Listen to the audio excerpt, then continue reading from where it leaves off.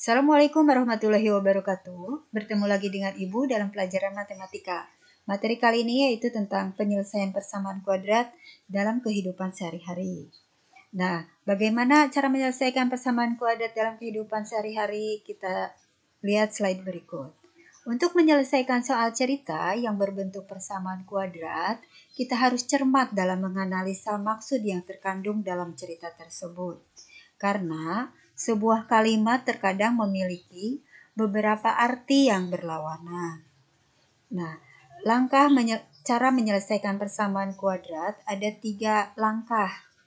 Nah, langkah yang pertama atau cara yang pertama yaitu kalian misalkan bilangan-bilangan dalam soal cerita tersebut dengan variabel tertentu, misalkan X atau Y.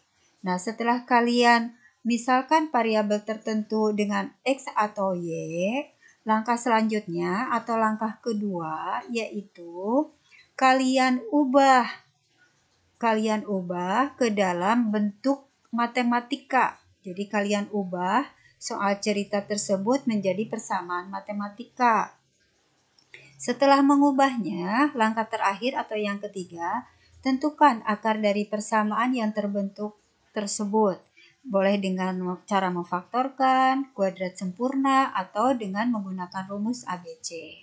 Nah, itu langkah-langkah untuk menyelesaikan persamaan kuadrat. Untuk lebih jelasnya, kita lihat contoh berikut. Luas sebidang tanah berbentuk persegi panjang adalah 4.320 meter persegi. Panjang tanah itu 12 meter lebih panjang daripada lebarnya. Berapakah panjang dan lebar sebidang tanah tersebut? Jadi kita misalkan untuk panjang tanah itu P meter, untuk lebarnya X meter. Maka P itu 12 ditambah X meter. Kita substitusikan ke dalam rumus persegi panjang yaitu panjang kali lebar. Nah, seperti ini.